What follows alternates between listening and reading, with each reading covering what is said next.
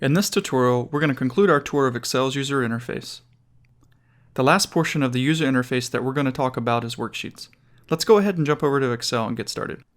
Worksheets are the visual representation of the spreadsheet you are working on. As we mentioned earlier, a workbook can have many worksheets. The worksheet contains grid lines and is outlined by numbers and letters. As you can see here, the letters represent columns and the numbers represent rows.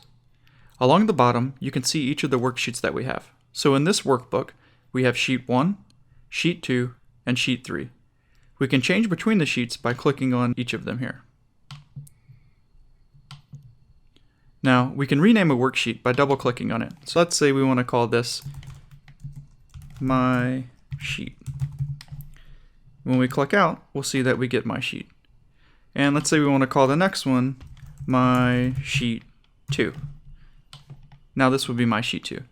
One thing to note is that the names have to be unique. So if I tried to call this My Sheet, since we already have a worksheet called My Sheet, we would end up getting an error message. You can see here that Excel tells us we cannot rename a sheet to the same name as another sheet. So I'm going to go ahead and change that back to My Sheet 2.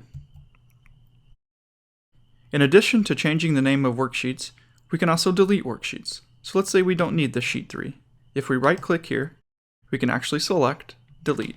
Now that worksheet will be gone. We can create a new worksheet by clicking the little icon here.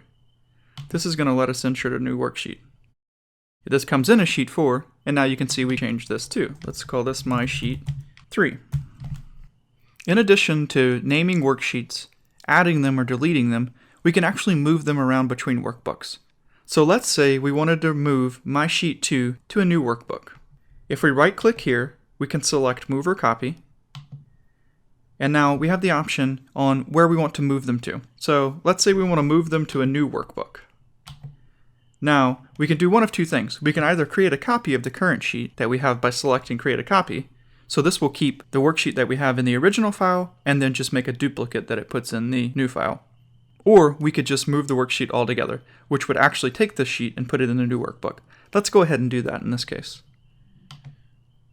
So now you can see I have a new workbook here. This is titled Book 3 with My Sheet 2 in it.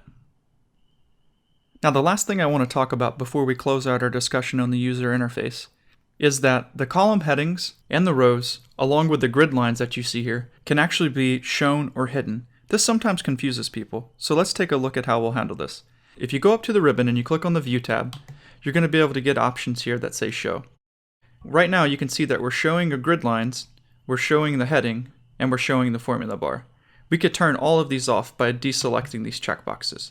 So the formula bar just disappears, the headings disappear, and now the grid lines disappear. This is often nice when you're trying to display a report. To get the items back, you can just click on the checkboxes here. Personally, I've seen this confuse several people in practice, so it's a good tip and trick to know. This concludes our discussion on Excel's user interface.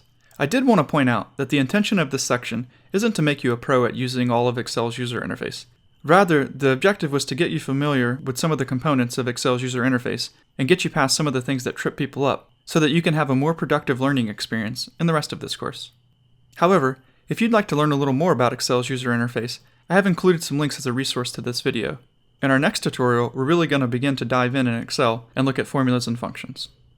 See you soon!